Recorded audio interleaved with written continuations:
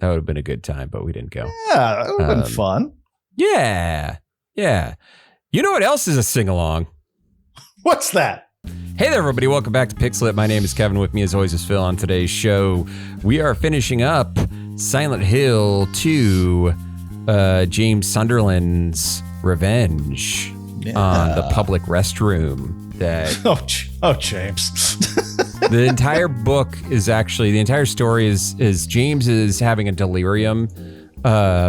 This is the second book in a row where I call out that it's just the synapses of a dying brain. First, yes. Road Rash, guest starring Alex Fasciane. Go check that episode out. But this one also is just the synapses of a dying brain as he pooped himself to death in the public restroom that we see at the beginning of the game.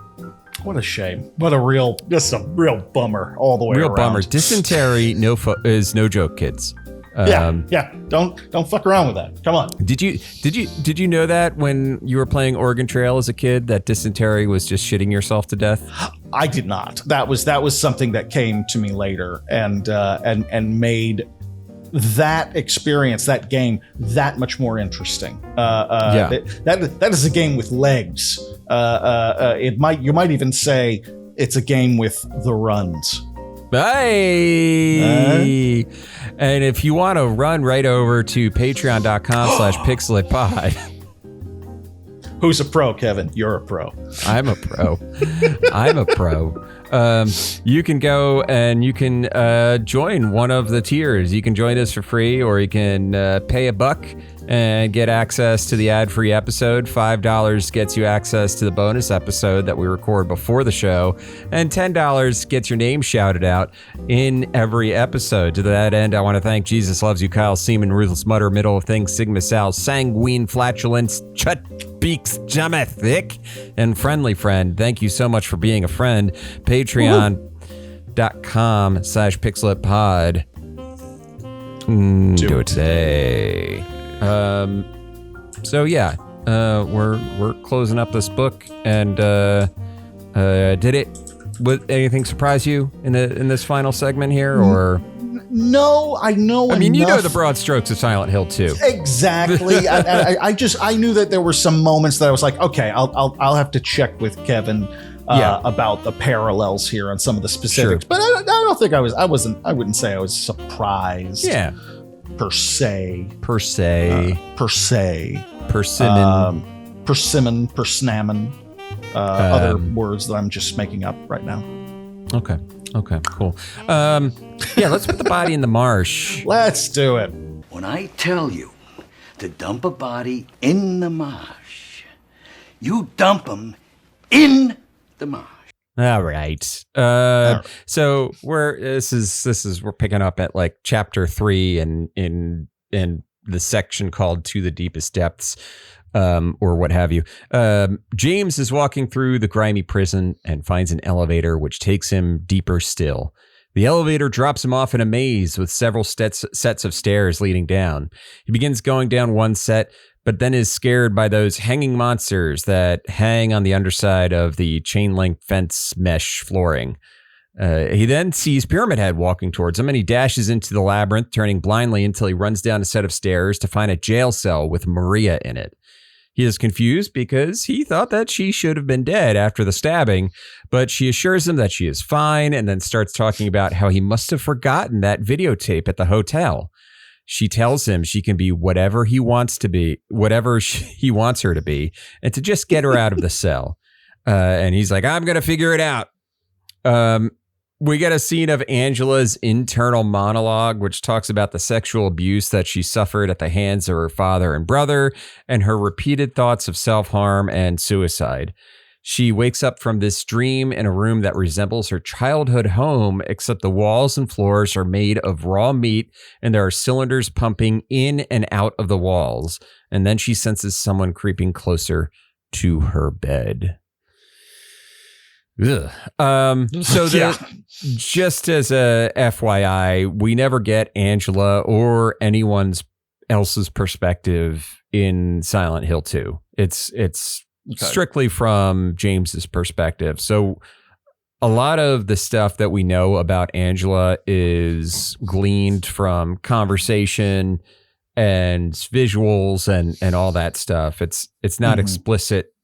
Like, we don't have her explicit thoughts basically spelled out for us. So that's at least some level of a different take on. Yes. On that. That's cool. I mean, it's pretty, it is like the canon assumption that this is what happened to Angela, but it's not as explicitly stated. It's more subtle in the game. Elsewhere, James is continuing through the darkness, still being chased by Pyramid Head. James takes cover somewhere and fires his gun at Pyramid Head until it falls to the ground, but starts getting back up. James starts running again until he hears a woman screaming, telling her daddy to stop. James opens the door, and nearby is Angela's room, and he sees her being approached by a monster, which is described as having two entangled bodies covering the frame of a bed, its arms and legs extending over the sides, acting as bedposts. In the game, this monster is known as Abstract Daddy. Okay. Yeah. Okie dokie. Jesus. James shoots it several times with the hunting rifle until it falls to the ground. He tries to console Angela, but she is too traumatized and accuses him of wanting the same thing, and then says to him, "Your wife died, huh? Are you sure you just didn't want her around anymore?" And then Angela walks off into the darkness. They're pretty on the nose when it comes to being pretty cruel with this shit. Yes. Yeah. James continues running through the mazes and eventually finds a metal door leading to Maria's cell. But when he opens the door, expecting a rain of grateful kisses, quote unquote, he finds. Yeah. I was like, oh, okay. Okie dokie. Yeah. Huh. He finds Maria's dead body on the bed covered in blood. She looks like she has a gunshot wound and deduces that the only two people wandering around here are Angela and Eddie was the only one with a gun. So he goes off to find Eddie. Eventually, he comes into a room with 4 gravestones. One of them is Walter Sullivan, the man who killed the 2 kids from the article that we see earlier in the story. And the others are Eddie Dombrowski and Angela Orozco. The 4th grave marker is his and is accompanied by a gaping hole. James jumps down and finds himself in a straight corridor, and then at the end goes through a door that leads him to a freezer where he finds Eddie talking to himself about how he killed people that made fun of him, and he thinks James is one of them. James fires off a warning shot to scare Eddie away, who flees into the next room, and James realizes that if he goes in, only one of them is coming out alive. When he enters, Eddie is monologuing about what happens when you're constantly belittled and how he killed someone's dog once and then shot the owner in the leg. Okay. Yeah. Okay. Yeah. He's having a real normal one, isn't he? Like he's having a normal one. Eddie is having a normal one on Maine. He needs to quote unquote touch grass. I mean, Jesus, like, good Lord.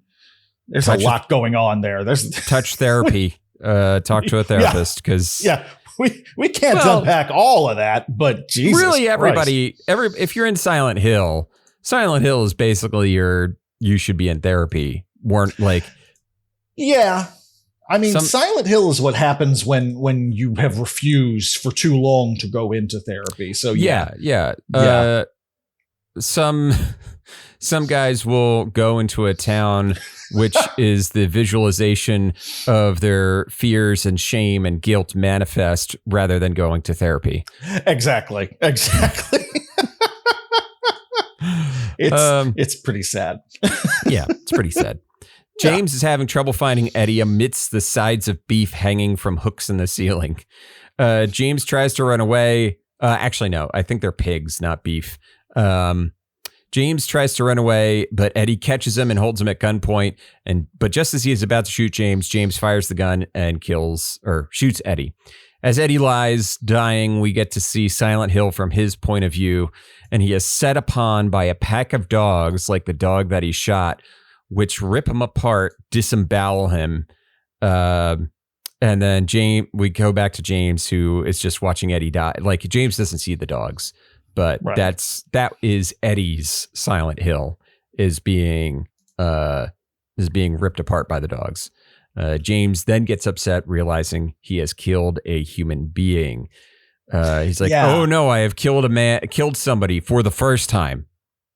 Right, and that's actually, I knew enough when I read this to want to. Did they go into this in the game? Like, because it feels like that's something you don't usually deal with in these kinds of games at all. The irony notwithstanding. Yeah, I don't remember specifically if James has too much of a commentary on killing Eddie or not. Okay, okay, fair enough. I would have to watch a replay of it. Yeah. Then we get to the next section of the book, and I believe it's the final section of the book, called Memories of the Lake's Shore. James leaves the freezer and he finds himself outside again, somehow, despite descending deeper and deeper. He's relatively close to the Silent Hill Historical Society, standing by a large dock. He takes a nearby rowboat and starts off across the lake towards the Lakeview Hotel. As he rows, he sees hands trying to pull him down into the abyss of the lake, and he rows faster to get to the other side. He gets to the hotel and starts thinking about his time there with Mary, and how he is so alone now. Inside is a map of the hotel with a circle drawn around room 312 with a handwritten note that said, "Waiting for you." James knows that it's Mary's handwriting and that 312 was the room that he had stayed in with her years ago. James rushes up to the room and knocks on the door, but there's no answer. He goes back down to the lobby and checks the front desk for any notes, and he finds one telling him about the videotape he forgot, which we saw Maria mentioned earlier. He grabs the tape and the key to room 312 and begins to head back when he hears singing and a piano. He enters the room it's coming from, and it's Laura. She's there to see Mary too, she says. She doesn't know where Mary is either, and that's why she's been running all over town. She shows James the letter that she got from Mary, which says that she is to be given it after she's gone, and that she's in a faraway, beautiful place, and that she tells Laura to give James a chance, even though he's always so surly. So basically, that's the least of her worries at this point. Yeah, exactly. Laura being a kid was like, "Oh, the quiet, beautiful place is this Silent Hill place that she was always talking about," not knowing that it's Mary was telling her, "I'm dead. I'm in a better place." Laura was like, "Oh, I left." Read the letter and is like, "I left. I went to Silent Hill." Right. Oh, yeah. Got it. Laura says she has another letter that would make everything make sense, but then she realizes that she must have dropped it and runs off into the hallway. James returns to room 312 and watches the videotape. It's of the last time they were in Silent Hill, and it's very peaceful. Mary asks him to take her back there someday, and then she begins having a coughing fit. James begins sobbing when the tape frizzes out and starts playing his memories of him killing Mary. She is dead. Laura arrives as James is buried in his grief, and he tells Laura that Mary is dead and admits that he killed her. She's dead because he killed her. Laura slaps him and yells at him for doing that and runs off. As James sits alone in the room, the radio begins playing a bunch of broadcasts, and then finally Mary's voice asking for him. Meanwhile, the only difference is in the book, it seems like he choked her to death, and in the game, it's a pillow. It's a pillow over the head. Okay. Either way, we're cutting off lung circulation. All right. Yeah. It's cheery either way. It's just a cheery. Cheery activity. Bright and shiny moment. Yeah, absolutely. Thank God for that. One shining moment. One shining moment. That's the song that this game needed. Actually, song. That probably would have been terrifying. That would have been, you just like play it really slow and like, off key. No. Yeah. with some analog static pops like it's on an old record, and you're good. One shining moment. You're good. Oh, look, there's a little puppy in the background. Hey, bud. Oh, puppy. You're just staring at me now. Yeah, go to sleep. There you go. Yeah. Okay. Come on, man. So as he leaves room 312, he finds that the hotel seems to have deteriorated since he was in there. He goes down the stairs and sees another abstract daddy, and he's furious that it's there because it's blocking his path. He shoots it with the rifle and then tries to step over it, but it grabs him by the ankle, and he needs to smash its head with the butt of a rifle until it dies. He gets up and he hears Mary's voice again on the radio. James recalls the conversation with Mary's doctor when he found out that she was terminal and could die in 6 months to 3 years.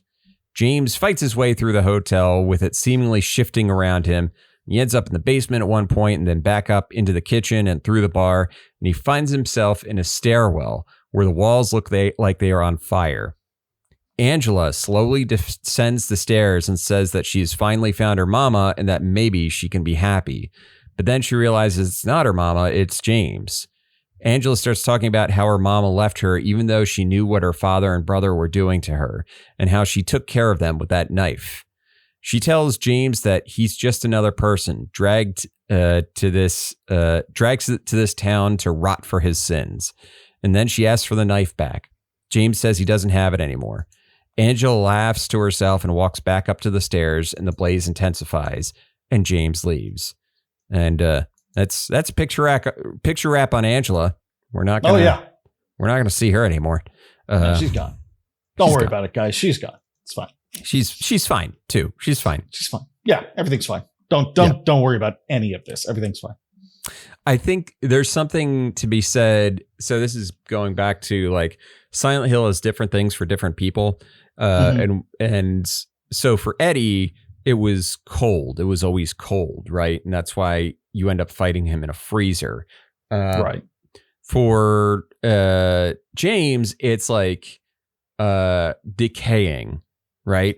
Oh, okay. For Angela, it's the flames. And so there's a moment in that scene where she's like, do you see them too? Like the flames, like that's just how she was seeing Silent Hill, as something that's always on fire around her.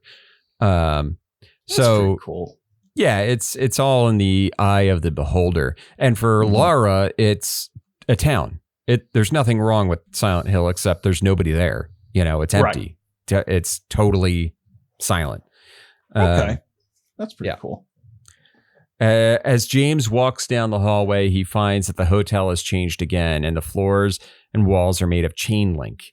As he approaches the front lobby of the hotel, everything is different now, and it's empty except for the grand staircase reaching up to the second floor, and at the top is a woman hanging upside down, looking like she is about to be crucified. It's Maria. There's also 2 pyramid heads in the room. James finally has a breakdown and realizes that all of this is for him. It was created out of his own repressed memories. The mannequins representing his lust, the armless monsters, his feelings of confinement, the floor monsters, his urge to escape.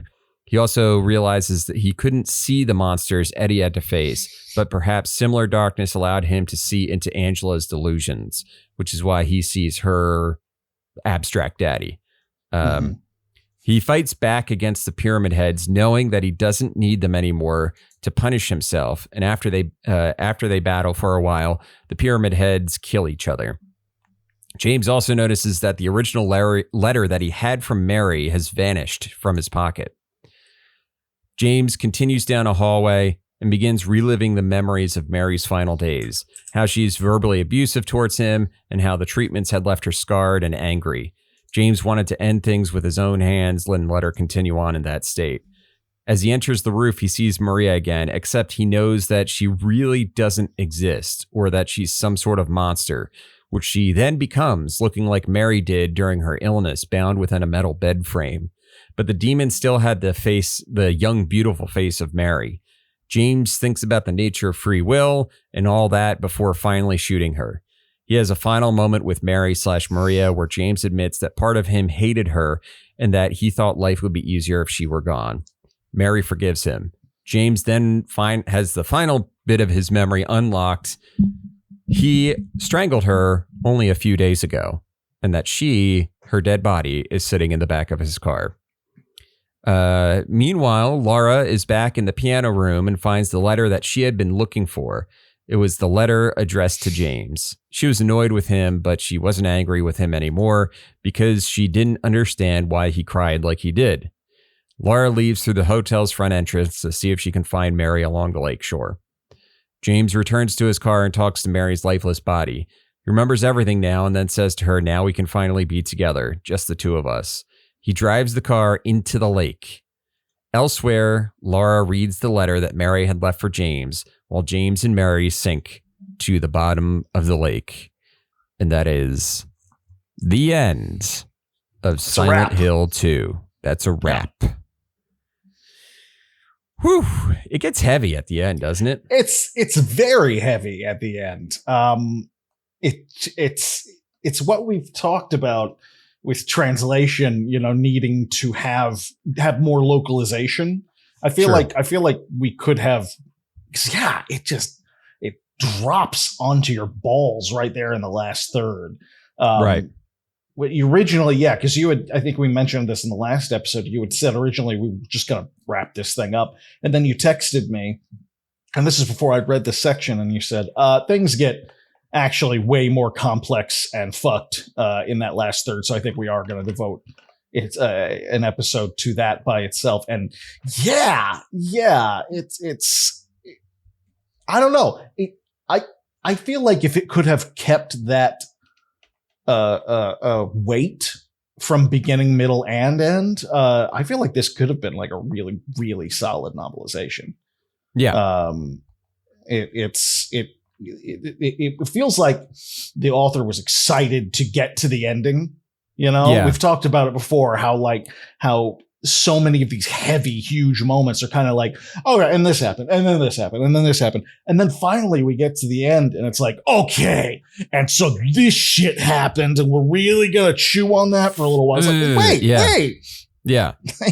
Yeah, you're right, but it's a shame that it feels rushed to get there, and also not necessarily. We don't necessarily feel the weight of this ending. Like, I feel like there should be more of a build up to this ending rather than just suddenly feeling it. I think one of the things about the remake, which I thought was interesting, is that when you first start the game, it's you control the camera, right? So you can go to James's car and look in the back seat, and you can see, you don't see necessarily Mary's dead body, but you see something like a blanket covering something in the back seat. Right. And it's like, just a hint of what's, what this game is about. And that like the letter he received was never real. Right. Right.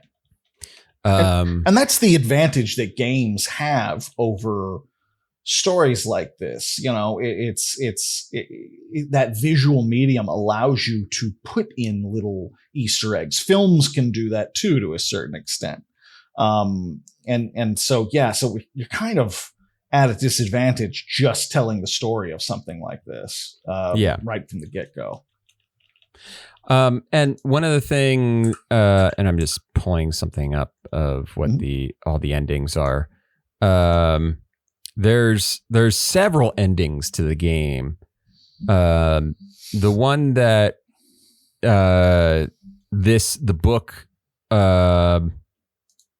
the book uses is called the in water ending.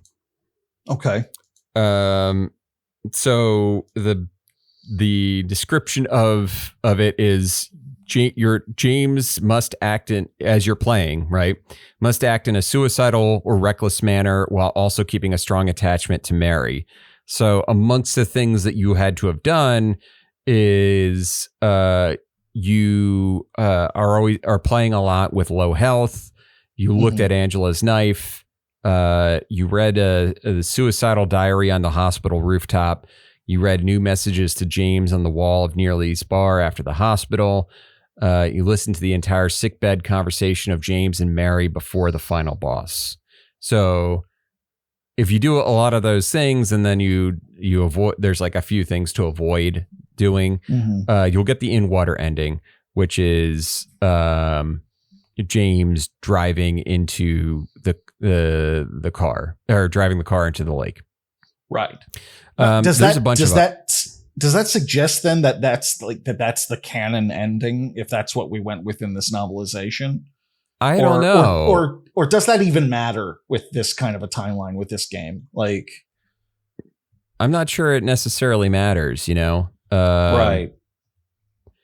Like there's an ending called Leave where you just leave Silent Hill, Right. There's one where I think you leave with, I'm just looking at going through them right now. There's one called Rebirth. I don't know what exactly is that. There's one where you get a dog basically controlling everything. I've heard of that one. Yeah. Yeah. And then there's a bunch of different options. So the main endings are Leave, Maria, and In Water, and then New Game Plus is Rebirth, Stillness, Bliss, Dog, and UFO. It's just rattling them off at the end makes it that much more absurd. I kind of love that. Well, Dog and UFO. So I guess I don't know. I don't know. I feel like you could have. That's the problem. To me, that's ultimately a problem with multiple endings, right? Mm-hmm. Is that not all stories are actually like, they're not necessarily flexible enough to sustain that number of endings. Now, right. I think it kind of works when you're playing Silent Hill 2 because the ending is supposed to be, and I don't even know how good this kind of works in practice, but the ending is supposed to fit the way that you played the game, right? So if you did a bunch of things where, you're focused on Maria, you get the Maria ending. Right. If you focus on things that are reckless, you get the in-water suicide ending. You know what I mean? It's like, right. It's supposed to make sense when you get there. That being said, I don't think necessarily the book does the thing to support the in-water ending 100%. Interesting. Okay. I mean, there's an ending where you leave with like you take Laura and you drive out of town. You know what I mean? Right. Which is like, to me, it's like the ending that makes the most sense. Like if it's a happy, like if you're going with a happy ending, that one makes the most sense because Mary wanted to, one of the things you see in the letter that she had to Laura was that she wanted to adopt Laura because Laura is a orphan. We find out. And she's like, give James a chance and maybe it could be a whole new life or whatever. But in the book, James is like, fuck that noise. I'm driving the car into the lake. So, I don't know. Did you ever see the Silent Hill movie? Yeah, I did. I actually really enjoyed it. But now in it, like looking back, it's kind of a weak plot line for everything that Silent Hill tends to do. And like Pyramid Head and the nurses and all that stuff, they kind of reworked it to make I think probably to make the characters a little more sympathetic or something like that. Isn't it Sean Bean? Isn't it? Yeah. I think. I forget her. Yeah, Naomi Watts. Is it Naomi? I don't know if it's Naomi Watts. It's like, I think it's silver medalist Naomi Watts. Let me see. Silent Hill movie. Oh no, it's Rhoda Mitchell. Yes, and she's not great in it. It's not like a brilliant movie, but I still think it's really good at the same time, if that makes sense. Oh, and my favorite female villainous actress is in it, Alice Krieg. Alice Krieg, and she's so good in everything. She brings such good dark energy to every. It's like the only things I really remember her from are this and as the Borg Queen, because she's the Borg Queen in Star Trek. What's it? The fucking one where they go in the past. Yeah. Oh, fucking yeah. I know which one you're talking about, but no, she just. But that's the character she plays in everything. Basically, she brings that same like bleak energy to everything she does, and she's so good at it. Yeah. Yeah. I don't mind the idea of like, to me, it's like you don't need to adapt the game or the. Or anything specifically for a Silent Hill story, I would say, because the idea of Silent Hill is that it's this place that kind of punishes you, or it's almost like a purgatory, you know. It's a purgation, as it were. For the sins of your past. And so I feel like you don't need to adapt the game. That being said, it's fucking stupid to have Pyramid Head in any other story. Right. Pyramid Head is it's for James Sunderland. It's not for anybody else. It's his hell. That's his demon. That's his creation. But they couldn't not include it because it's such an iconic image. And the same as the nurses, you know, the nurses, like the nurses are his, what was it? They were, I mean, they say the mannequins are his lust, but I think the sexy nurses are also his lust. I think that's pretty, they're faceless and they got boobies. The fact that they don't have faces says a hell of a lot, in and of itself. But yeah, I mean, they had to, at least with the nurses, they kind of gave an explanation in the film, why they are there. They didn't do that with Pyramid Head at all. He was just a freaky ass Punisher, basically, which he deserved better. But it is. But I do think it is one of the better video game movies out there right now. Yeah, and there's a few. There's other Silent Hill movies. I mean, I know there's one in production, should be coming out next year. For that is a literal adaptation of Silent Hill 2. Okay. So. I don't know. We'll see. We'll see how that goes. Hannah Emily Anderson plays Mary. I assume Maria too. It's live action? It's live action, yeah. Nice. Okay. Yeah, the way they've been doing some of the Resident Evil stuff lately with the animation. Well, yeah, that's the thing is like the Resident Evil, those Resident Evil digital like CG movies are. What's funny is like those are canon. Those are like there's the game series and the CG movies, and they're all part of the canon. And anything that's not them is not. Right. And that's fine. And that's fine. I mean, I know there's another Resident Evil movie being worked on by the guy who made Weapons. Zach Krieger. Yeah. From The Whitest Kids You Know. Yeah, and Barbarian. Yeah, he another ridiculous comedy person who ended up making horror flicks. Making horror flicks. Yeah. What's it with these sketch comedy guys going into horror?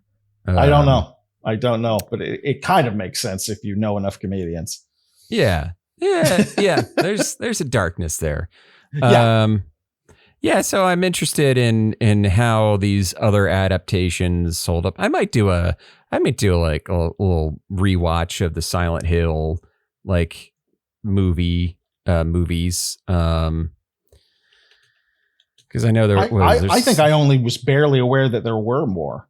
So that's interesting. Yeah, well, fucking what's his name is in one of them. Kit Harington. No shit. Yeah. Gotta get all the Game of Thrones kids on there. Make sure. This is 2012, so this is like early Game of Thrones still. So what are you doing, Kit? It's Kit Harington, and Sean Bean is in it because obviously he was in the other one. Right. Yeah. Which did have a good ending. It did have a good ending. I thought it stayed true to the general themes of it. Anyway, that's neither here nor there. That's neither here nor there. But you know what? Maybe we can do an episode on. Jesus Christ! Is there another one? There's a third one. Silent Hill Requiem. Is this a game? No, it's a movie. It's 2 hours long. Maybe we can do some episodes on the Silent Hill movies. Yeah, that would actually be a lot of fun. I would enjoy that. That would be fun. I think that would be fun. So it could be fun. It'll be fun to a point. To an extent. Yeah. Oh my God, the first one was made by TriStar. I missed that logo. Oh gosh, I didn't think about that. You know, with the Pegasus. Yeah. Haven't seen that one in forever. Yeah, TriStar and Columbia were the two that I always enjoyed seeing at the front.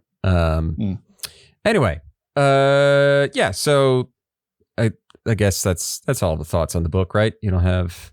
Yeah, I think that's the extent of it. I think I am willing to forgive. I'm not too hard on it because this is not an official translation. Obviously, this is somebody who was passionate about translating it and they did their best, and I cannot fault them for that at all. Sure. And I will not.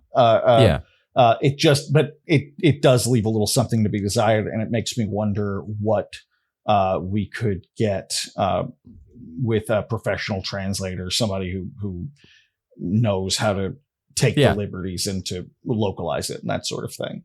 Sure. So I'm more intrigued than anything else, but it's not bad. I think it's firmly there in the middle of our kind of experiences. It's fine. Yeah. I'm not frustrated. Yeah, no, and I think that's the thing. Silent Hill 2 has a really good backbone of a story there that I think it takes a lot to fuck it up. Yeah.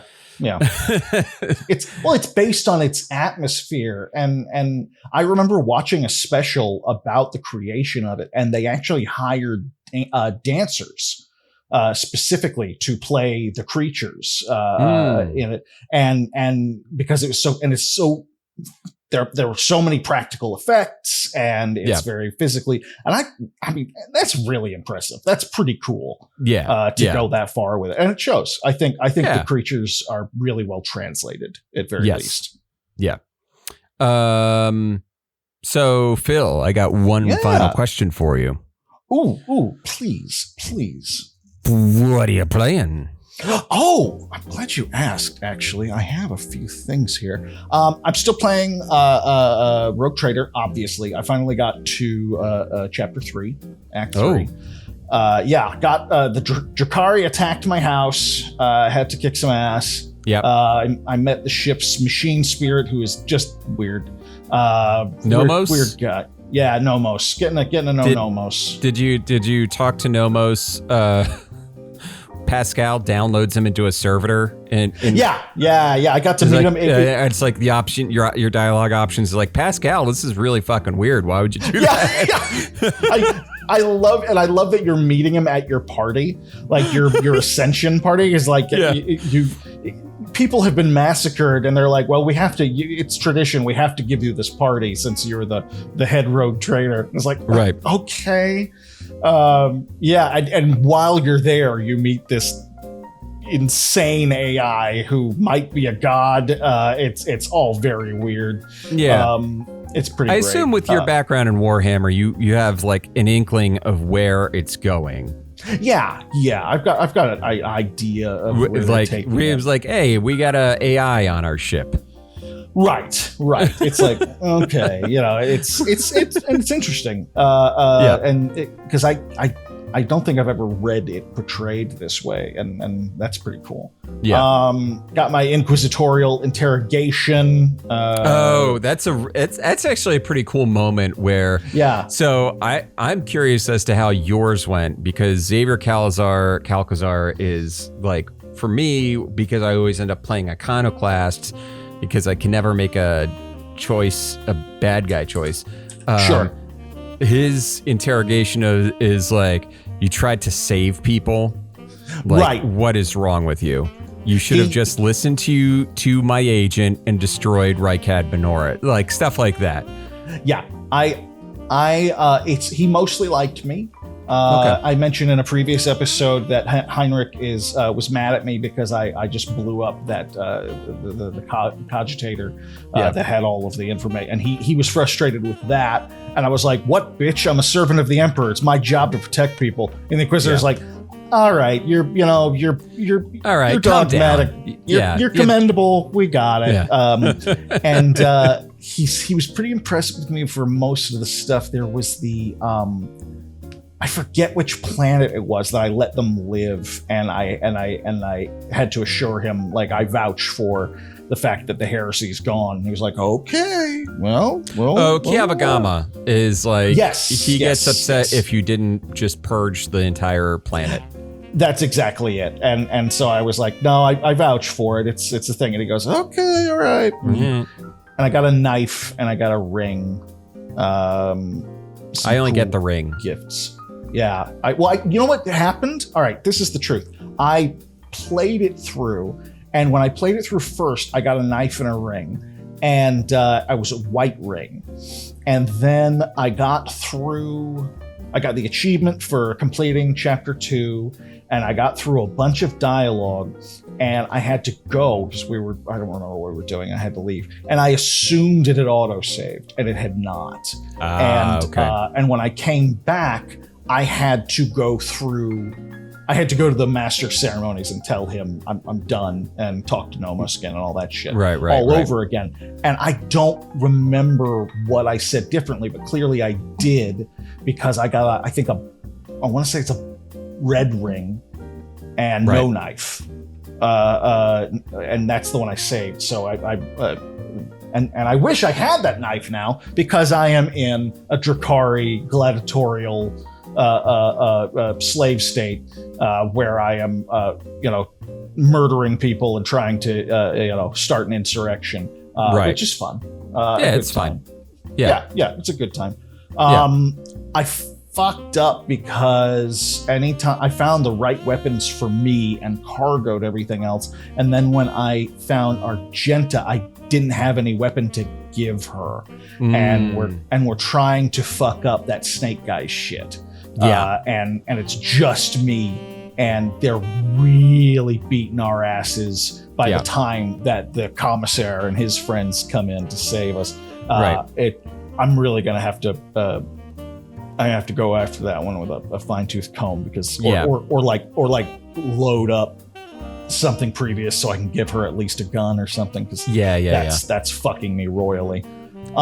You might be able to, who else is with you? Just Argenta right now. No, I mean, in the group, who did you have when you got you got kidnapped? My spinner, the blood spinner. So my two fanatics, my two lady fanatics, have joined me. I haven't found her yet. Okay. But is Abelard with you? No, but they mentioned that he's there. I haven't found him yet. I think I'm going to end up having to back up a few saves just to Abelard not is fuck myself. There's a couple you should be able to find at least one other person before you take on Snake Man. Okay, that's good to know. It depends on who you have. So like your Adira's already dead, so you don't have her. No, she's been dead for a while, actually. She's been dead for a long time. But Adira is one of the people that are if you have her with you and Kimura, is actually harder to get back because of where she is. Okay, interesting. I believe Abelard and Solomorn are both relatively easy in their locations. But you can't get everybody back before you attack the Snake Man. But you can have at least 3 people in your party, which makes it a little bit easier to basically stay alive until you get some backup. Okay, all right. Then I'm definitely gonna back it up then and try again. Go try and find some of those folks first, because this is impossible. Yeah. So that's good. I played in the new games development. I played Nine Kings. Okay. Which just came out. It was on Game Pass, and it's kind of like a CCG strategy kingdom war builder kind of thing with an old-fashioned 8-bit, even Commodore style. You know what it made me think of? Did you ever play Breach? No, I never played it. I remember it, but the faster than light makers. Yeah. First off, it's a pretty good game. I think Into the Breach. Is it Into the Breach? Oh, yes, Into the Breach. Yeah. Yes, I played that. Okay, Into the Breach. It makes me think of that in the strategy sense, and it has just a lot of a similar aesthetic vibe. But you start out as King Nothing, cue the Metallica song, and you basically every turn you have a grid, and you can build something or upgrade something based on the cards you draw, and it's very heavily centered around combat, because every turn you're going to fight off one of the other kings, and the other kings have different. You've got the king of the forest, and you've got like this infernal king, the king of progress, who has like guns and shit. And as you defeat them in battle, you actually start adopting some of their cards. So you start out with a very neutral kind of, paladin and archer based kind of army. But then I built it up so that I had like boars and thief assassins. I had a goddamn million thieves that would like sneak to the background and like fucking stab people, and it was super fun.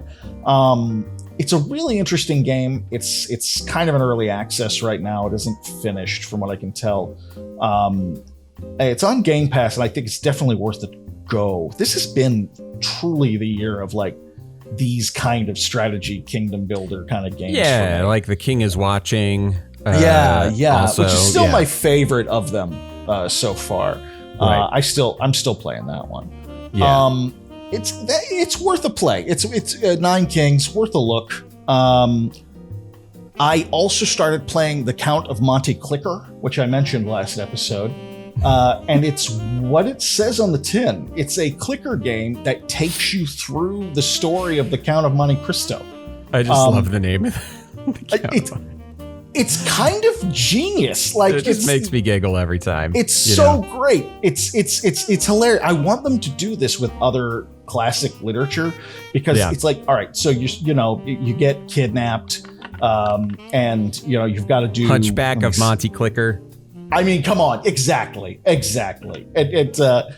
but you've got to. So you start out in this prison cell, and you have to remove this stone from the floor, which is part of and so you have, like you do in clicker games, you're You have different mechanics that are making you stronger, smarter, that sort of thing, and you're just automating it. And finally, eventually, you'll pull the stone up and you'll meet the old man next door, and you guys will start working together to dig a hole out of prison.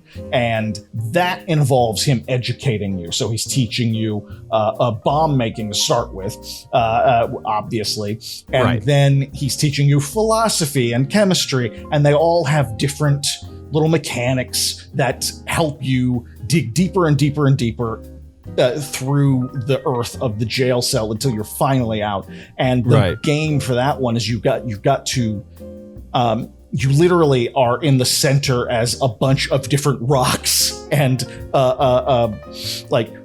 what do you call it? Obstacles come slowly coming your way, and you've got to throw bombs at them. And you can get a musket at a certain point and start shooting them. And you get pickaxes that swirl around your head, garlic style, and it's or Bible style, and it's really funny. And you'll lose.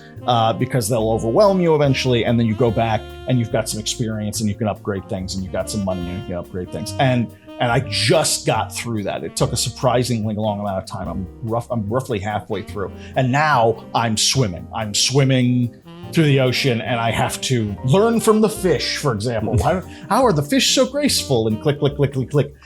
It's kind of genius. It's really simple and straightforward, the way that a lot of clicker games are.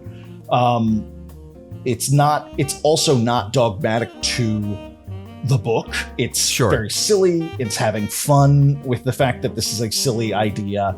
But it is also, honestly, going through the motions of the Count of Monte Cristo. Like, you're actually getting a bit of the story while you're doing this, and I'm just really impressed. This one came kind of out of nowhere for me, and I'm really enjoying it. I think it's totally worth playing. Yeah, it's great. But yeah, that's me. So Kevin, what are you playing? Okay, so new stuff. I'm playing the System Shock 2 25th Anniversary Remaster. I realized it was in my library because I guess it came with the System Shock 1 remake that I bought last year. So, nice. And it just came, the remaster just came out this year. So I installed it. It's a good time. It's a very good remaster. It's a hard game. It's not easy. But it kind of is, you can tell like between 1 and 2, it's like they smooth some of the systems out. There is some really cool like moments of terror in the game where like you're just fighting enemies or whatever, and you just like go around a corner and you see a body, just like a guy killed himself, just like hanging from the rafters, and he's got this like face, he's just like, ah, like Jesus. Yeah, it's interesting. But I'm having fun with it. It has a really interesting way of building your character when you start the game. So you are playing somebody who is a member of the crew of a ship, right? So it's like, it starts out talking about how the ship is launched and it's a big day for all of humanity, yada, yada, yada. And then it goes back 4 years to your enlistment. And you go through like, hey, what branch of the military are you? Are you in the Marines, the Navy, or the OSA?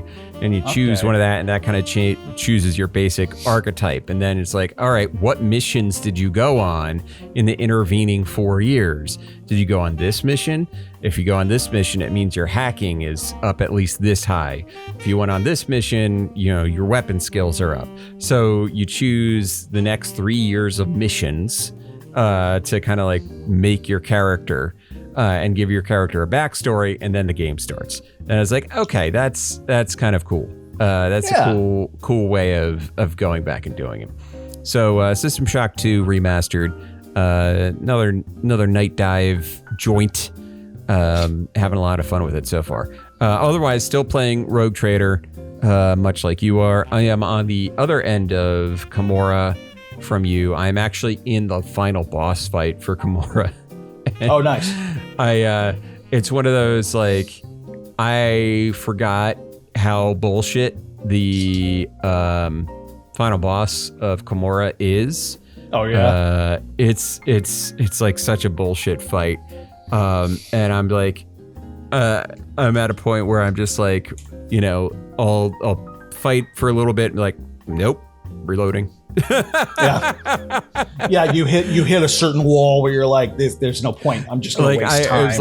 It's like, oh, the person killed Cabela on their first turn, and I'm like, nope, I can't have. Shut it down. I can't shut it down. I need kibbles. I need my kibbles. No. To kill somebody. Because here's the thing: she's a weird character in that, like, you'll have her attack somebody and it won't do the damage you want or whatever, and her turn's over. Or you do like, all right, blood oath, all the things, pain resonance, and you do the dance, the blade dance, and then you attack and it's like, oh, you killed that guy. Now I can jump and do the jump attack.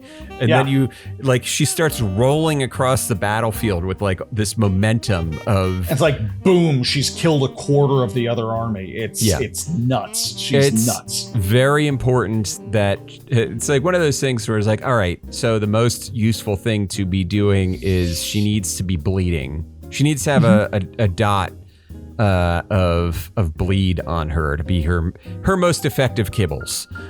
Yes. To be the kibbles we all know she can be. Yes. She has to have a dot of bleed. Sort of like how pyromancer psychers need to be on fire. Yeah, sure. It's weird, but it's like they have to set themselves on fire, and when they do that, they can unlock some really crazy stuff. Right. Yeah. So. But you gotta, Cabela and Cassia, if either of them get fucked up, I might as well just start the fight over.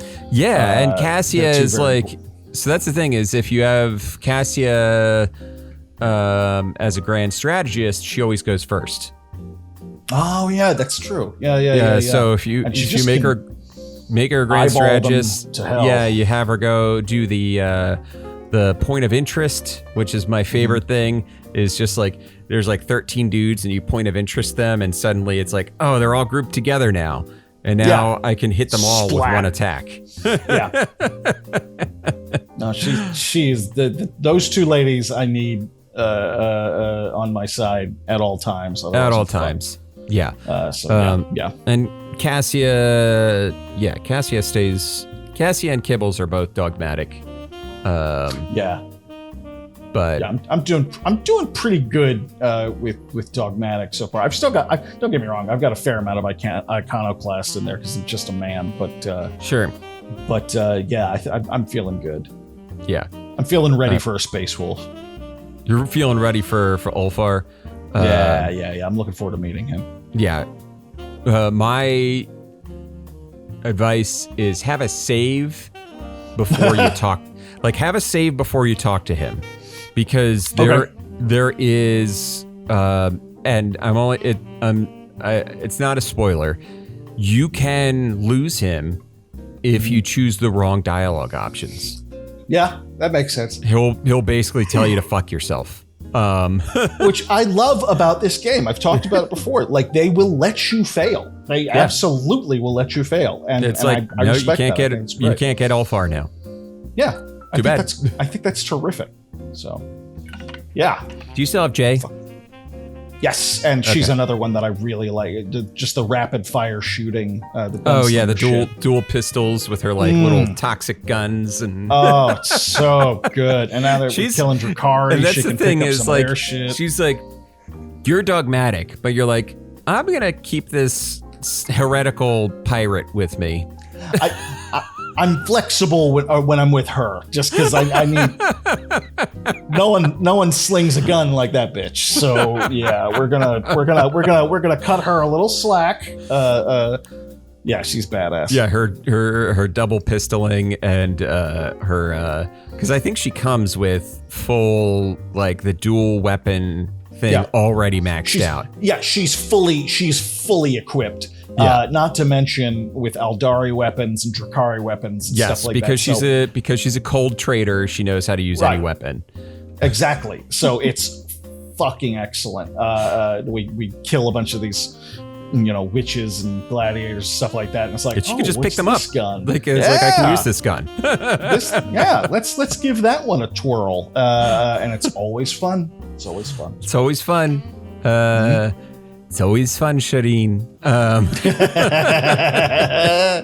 Her accent is so I looked it up, and the accent that she's doing, the voice actor is doing, is like nestled somewhere between Persian and Irish.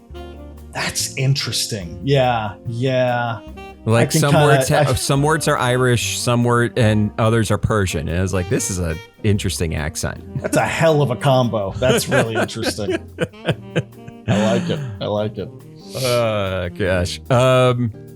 So that'll do it for tonight's episode. Thank you all so much for listening. If you can, go to our social medias, TikTok, the Instagrams, the Blue Skies, Pixelet Pod. We'll get you to all of them, and also come to our Patreon and hop on our Discord. It's a good place to be.